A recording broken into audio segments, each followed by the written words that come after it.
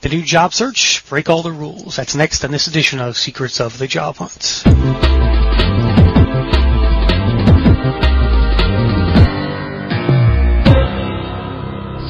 of the Job Hunt. Welcome to another episode of Secrets of the Job Hunt, now syndicated on jobradio.fm. I'm Chris Russell. Today's podcast is sponsored by Jobs in Solar Power. Download a free guide to working in the solar power industry. Visit jobsinsolarpower.com today to download the report. Molly Wendell is the author of the definitive book on job networking, The New Job Search, Break All the Rules, Get Connected, and Get Hired Faster for the Money You're Worth. She also maintains a blog of job search tips called Molly's Blog. And Molly was once out of work for 2 years and 3 days until she finally figured out networking was the key to landing her job. She then had more than 30 job offers in 90 days. Since then, Molly has helped thousands of people land jobs, and she's currently president of Executives Network, a networking group exclusively for the executives in the job search. Molly, welcome to the podcast. Thanks so much, Chris, for having me. Excellent. So, in your book, you say, break all the rules. Why should job seekers consider doing things they necessarily haven't been taught in recent past? You know, I think the most important thing is nobody expects to be an expert in job search, and you only become an expert by not getting a job for a long period of time, kind of like I did. You know, I was doing things wrong for a long time. 2 years and 3 days is a lot of time to be out of work. But one day, I changed up everything. I said, this is obviously not working. About a year and a half into my search, this is obviously not working. And then in 90 days, I had 60 meetings and 30 offers for positions never posted. And in the industry, I had no experience. And that's when I said, you know what, I'm onto something. And that's what I write a lot about in the book, is you have to do things differently. If you're going to be like everyone else, you might just stay like everyone else and stay unemployed. But the reality is there's some really great jobs out there, but you have to go out and find them, and you have to be proactive versus reactive. And we talk a lot about that as well in the book. What were some of the ways that you went out and started networking? How did you get 30 job offers in 90 days? Well, that was the key. Networking was the key. Right. I have my computer. You know, it's really tough when you're on the internet all day long and you're sending in applications and responding to job postings. It gets tiring, it's lonely, it's depressing. You feel really bad, you know, because sometimes you talk to the internet and the internet doesn't talk back, and it can be really hard. So the day I shut my computer off and got out of the house is the day my job search actually began. And I got out there and networked. And, you know, where did I go? I went to all kinds of events, every event I could possibly imagine. I went to community functions. I went to functional. My background was in marketing, so I would go to marketing type events. But I also went to finance and legal type events, because when I went to some of those, I stood out from the crowd. I was different. I went to associations. I went to charity events. You name it, I went to it. In fact, it was kind of interesting. In all the events that I went to, there was actually only one that was not of use to me. And I think it was called something like People I Should Know. And after the event, I thought, you know, you guys need to rename this to People I Never Need to Know Ever in my whole entire life, because I didn't meet one interesting person here. But pretty much for every other event that I went to, I met some really interesting people. And that's all it takes, is one interesting contact of which you can then take the relationship a little further. Going to a networking function is you're not there so you can land a job. You're there so you can meet people and get connected to their networks, and then eventually land a job. Right. Sorry, what advice do you have for people who, you know, some people just aren't very good at networking, they're shy or they're afraid of it? What do you say to those people? I think that the big thing that people who are uncomfortable networking, and there's a lot of people who are out there like that, the biggest thing you can do is go to the event early when there's very few people there. Because instead of walking into a party that's already started, you walk in, there might be one or two people there, and you start talking to them. And it's easier to have a one-on-one conversation when there's only two people in the room, so you have to talk to each other. The other really thing that makes it a lot easier is people say, you know what, Molly, I just hate networking because I don't know what to say. And here's the beauty of it. You don't have to say anything about yourself. You just have to ask smart questions of other people. So when you go into an event, you say, you know, so what's your name? So what do you do? Now, where do you work? And how long have you been there? And how long, you know, where were you before that? And how long were you at that company?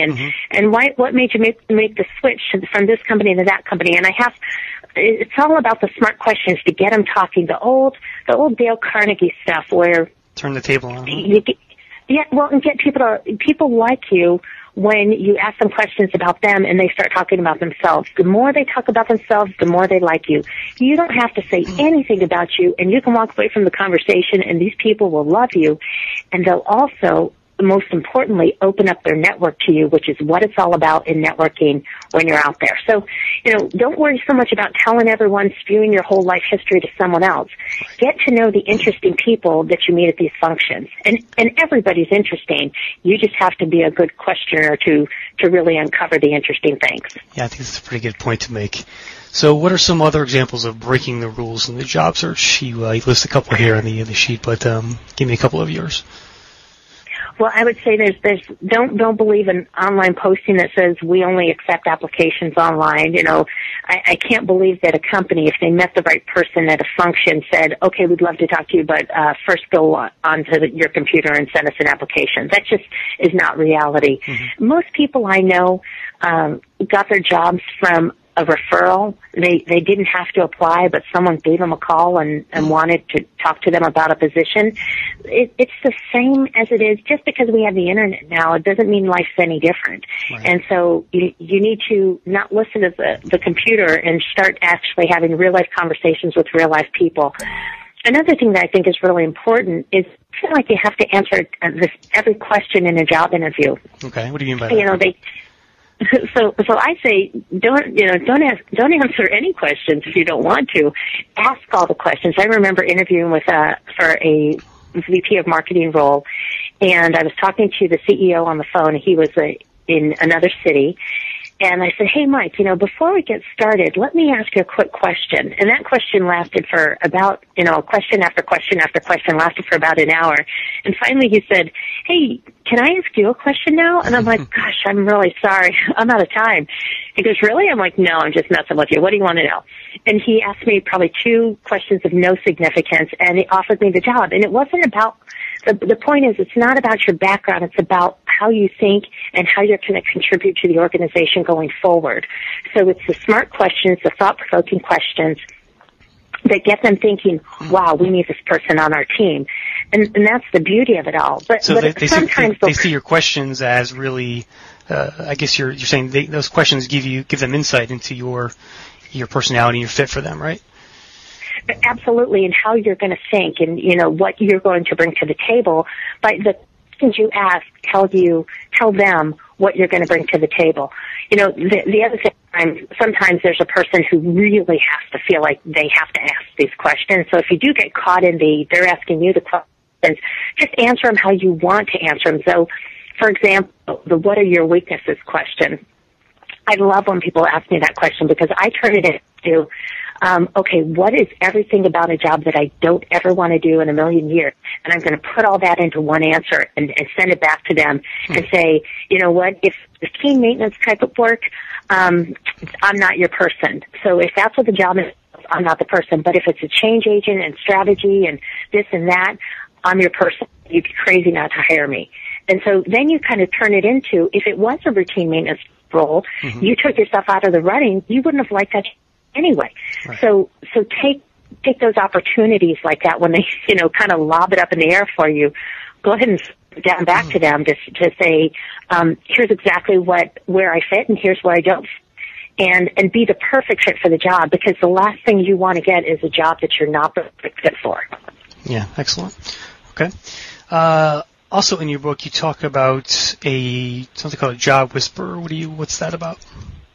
Well, like a horse whisperer or dog whisperer, sometimes you have a knack for knowing what people are supposed to do in life. And I have this knack for when I meet someone and listen a little bit to their story, I kind of get a feeling for what people are supposed to do. But here's where people need to really work on this, is they need to really think about being proactive versus reactive. And instead of going online and seeing what's available, they really need to step back and say, what do I really want to do in life? And that's the key, is instead of responding and reacting, think about what you want to do and go do that. Think about the companies that you absolutely would love to work for. Think about the companies that you want to work for, and also your skill set is a perfect fit for them.